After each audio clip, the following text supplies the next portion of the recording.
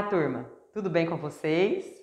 Bom, para quem me conhece, também para quem ainda não me conhece, o meu nome é Tatiane Galdino e eu sou professora de língua portuguesa e de literatura da Rede Municipal de Ensino de Berlândia e estou aqui agora para ministrar mais uma aula de língua portuguesa para vocês, da turma do 9º período da EJA, certo?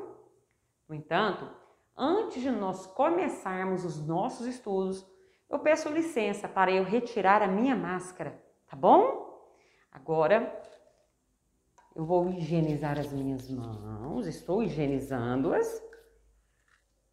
Retiro a máscara, guardo-a, tá? Mais uma vez, vamos de álcool em gel, tá bom? E vamos começar os nossos estudos.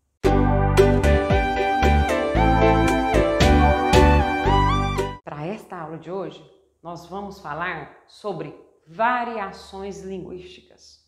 Ou seja, nós vamos pensar, vamos discutir, refletir sobre o fato de que, embora todos nós estejamos no mesmo país, nós muitas vezes nos comunicamos de forma diferente, não é verdade? Vamos entrar neste assunto daqui a pouco. E vamos aproveitar este conteúdo para discutirmos, aprofundarmos aí nas nossas linguagens e nas relações entre essa linguagem e a arte. Tudo bem?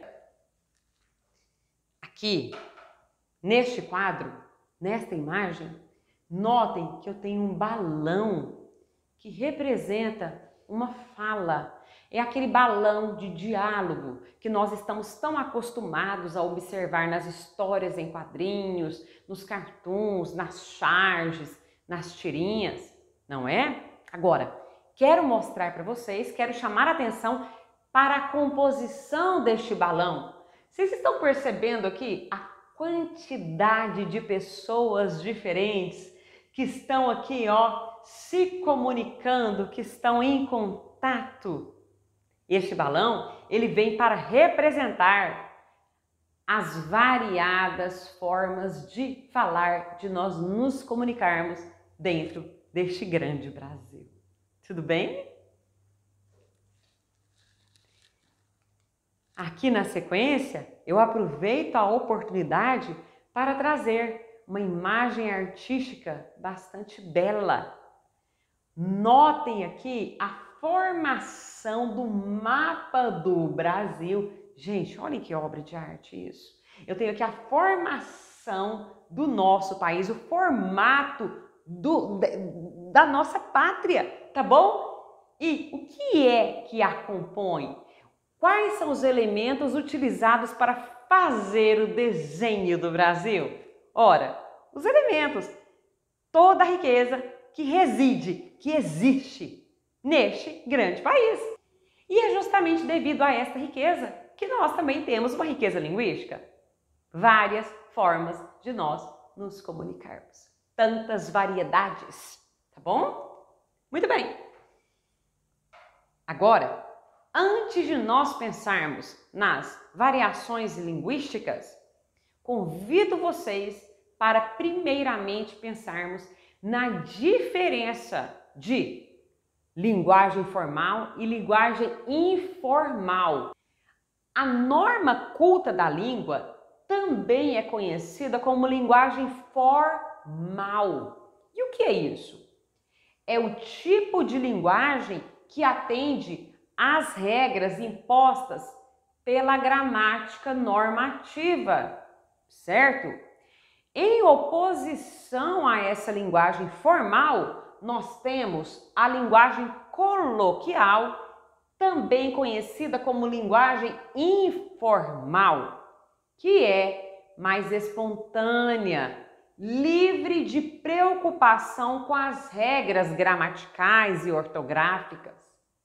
Ela é utilizada no nosso dia a dia, entre nossos familiares e amigos.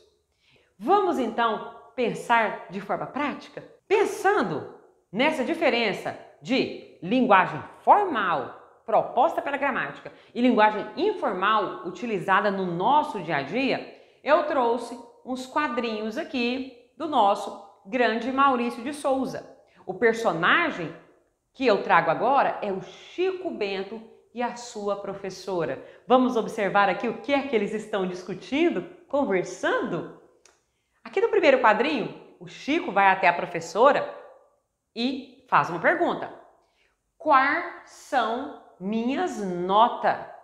A professora responde. Quais são as minhas notas, Chico?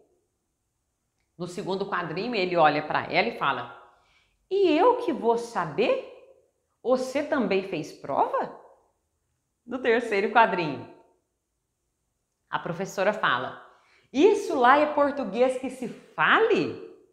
Já pro castigo. Mas ele não gostou. Ela então, ao final da aula, né, nervosa, brava com ele, veja a postura dela, aponta o dedo para ele e fala, e amanhã quero você o fino no português. O que é que esses quadrinhos representam para nós no que diz respeito ao conteúdo desta aula? O Chico Bento, ele chega até essa professora e ele fala de uma maneira inadequada de acordo com as regras da norma culta. Tudo bem? De acordo com as regras. A professora o corrige. Ele não entende essa correção, não é? Até porque a proposta do Chico é essa, é nos fazer rir, nos divertir, não é verdade? Então, e aí ela insiste com ele, isso não é português que se fale, certo? Mas esse português não pode ser falado numa situação em que nós precisamos aplicar as regras que nós aprendemos na escola, tudo bem? Ela como professora o corrige, certo? E no final da aula, ao final da aula ela fala, amanhã eu quero você o fino no português, ou seja, amanhã eu quero você conversando, se expressando de maneira mais adequada. Ora, essa cobrança da professora, ela se justifica justamente por ser a professora de português dele, tá bom? Ok, mas existe algum problema de o Chico conversar dessa forma? Jamais. Nenhum problema. O Chico pode continuar sendo Chico, falando como Chico, não é verdade? À vontade, com toda tranquilidade. O que o Chico precisa, né, fazer é se adequar. Quando for preciso, ele aplicar aquilo que a professora tenta ensinar na escola, tá bom? Mas no dia a dia dele, ele pode continuar conversando à vontade, ao modo dele. Tudo bem? E na escola também, gente, porque a escola não é o lugar de aprender? Todos nós, alunos, nós temos o direito de cometer alguns e vários deslizes, até porque nós estamos em situação de aprendizado, estamos na escola. E aí o professor vai nos ensinando, nós vamos aprendendo e vamos saber quando aplicar e quando podemos não aplicar assim com tanta seriedade as normas da nossa língua. Tudo bem? Turma, vamos então falar sobre as nossas variações linguísticas. Tudo bem? As variações linguísticas são os diferentes modos de se expressar em uma língua, no nosso caso, na língua portuguesa. Levando-se em conta a escolha de palavras, a construção do enunciado e até tom da fala.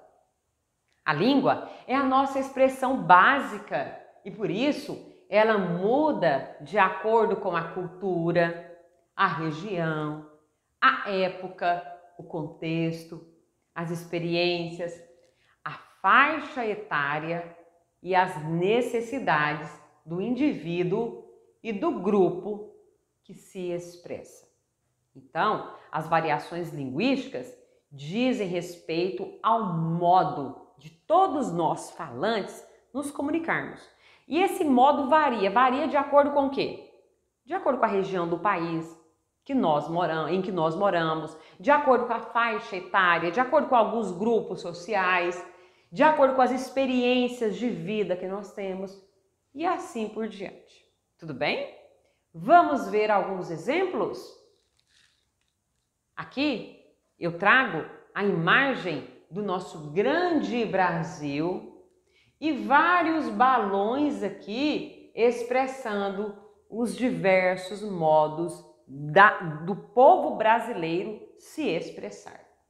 Em determinada região do país, nós ouvimos a palavra curumim, que nós não utilizamos geralmente. Borogodó. Em determinada região, nós ouvimos, é bastante comum se falar oxente. O ai, bastante conhecida por nós. E aí cria mano, bão absurdo, piá. Então vocês percebem? Essas representações aqui de balões de diálogos, elas vêm para manifestar as formas na qual este grande Brasil aí se comunica, tá bom? Na sequência, e para comprovar ainda mais o que eu acabo de dizer, vamos observar aqui? Aqui eu tenho, tá?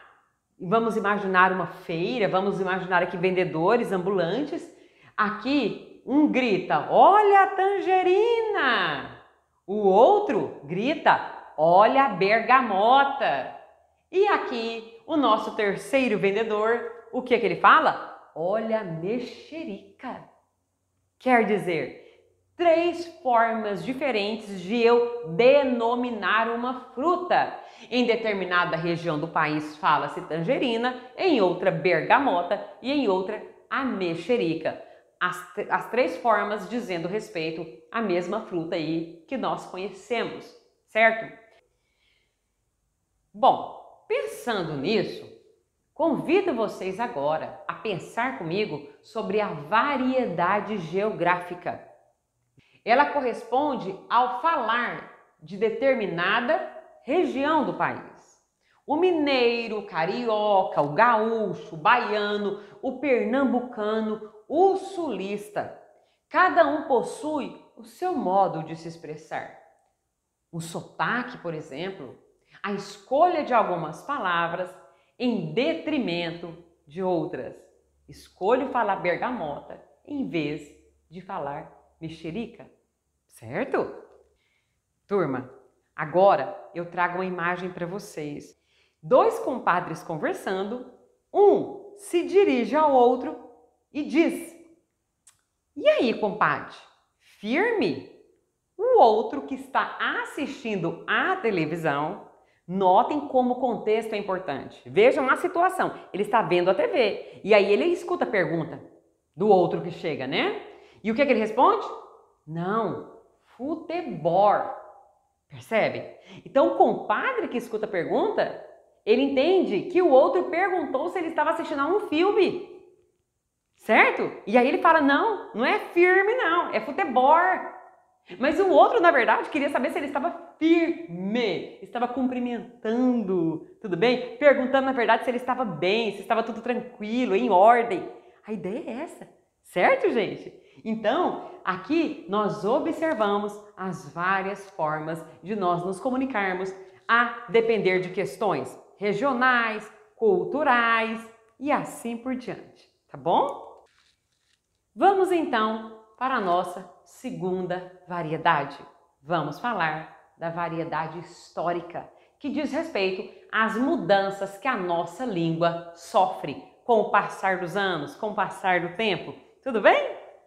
A língua varia no tempo, ok. Modificam-se o modo de escrever as palavras, surgem novas palavras, o uso modifica as regras gramaticais, ou seja, a língua, assim como o mundo e os seus habitantes, também está em constante movimento. Prova disso são as transformações que a palavra vossa mercê foi sofrendo, tudo bem? Antigamente falava-se vossa mercê. Na sequência, passou-se a falar vós-mercê. Na mesma sequência, nós temos você, depois você, e hoje é muito comum nós falarmos se. Você vai, você foi, você fica. É ou não é verdade? Então, uma prova aqui, uma demonstração de como as nossas palavras podem se modificar ao longo dos anos. Certo? Aqui eu tenho uma placa em que está escrito: é proibido colocar cartazes e anúncios em todo o edifício desta ordem. Turma, vocês observaram a escrita de algumas palavras no nosso passado? Vejam como a palavra proibido foi escrita. Aqui nós temos um H. Nós sabemos que hoje não se coloca mais um H, tá bom? Na palavra proibido. Depois nós temos colocar com 2 L's. Sabemos que utilizamos agora apenas um L, certo? Anúncios aparece aqui com 2 N's e sem o acento na letra U. Hoje, como é que nós escrevemos? Não escreveremos, nós escrevemos com um N apenas e um acento aqui no U. Tudo bem? Edifício desta ordem. Nós hoje colocamos o D e o E, então nós temos desta. Combinado assim? Perceberam mais um exemplo de como a nossa língua sofre modificações? Por isso que o nome dessa variedade é histórica. Agora, nós vamos para o próximo exemplo sobre as nossas variedades. Vamos falar da terceira variedade, que é a social. Tudo bem? Ela diz respeito ao modo de se comunicar das classes sociais, considerando grupos que usam palavras restritas à sua comunidade, tendo em vista fatores como os diferentes graus de escolaridade, tal como uma conversa entre um orador jurídico e uma pessoa com um menor grau de instrução. Estou falando sobre o fato de grupos sociais se comunicarem de forma diferente, mesmo estando na mesma região do país. Nós sabemos que um grupo de advogados, por exemplo, tem uma forma de se comunicar. Um grupo de professores da área, por exemplo, de física, usa algumas palavras que, de repente, nós não conhecemos. Não é isso? Pessoas de menos instrução ou grupos de pessoas mais jovens, enfim, vão usar também determinadas palavras, certo? Então, a comunicação varia de acordo com o grupo. Por isso, nós falamos aí em nossa variedade social. Notem aqui um diálogo entre um médico e o seu paciente.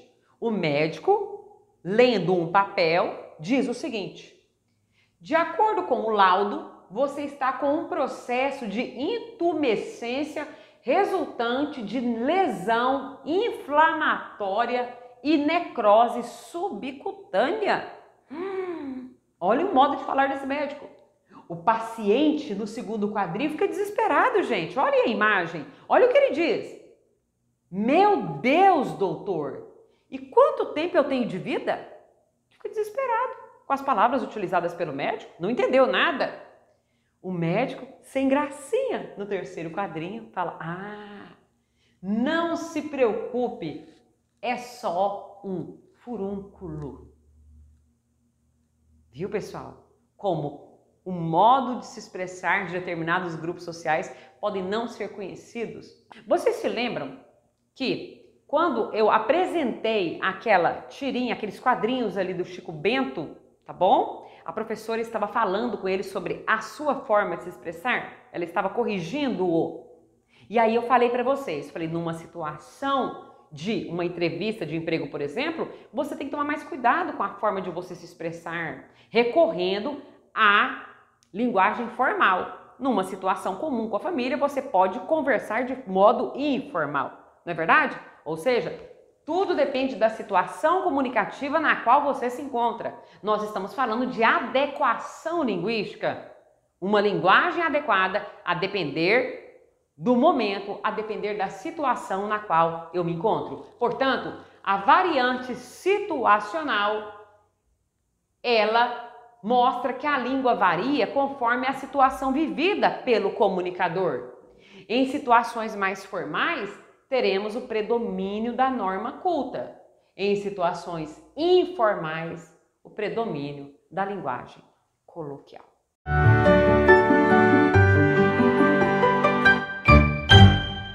Turma, eu espero que vocês tenham gostado.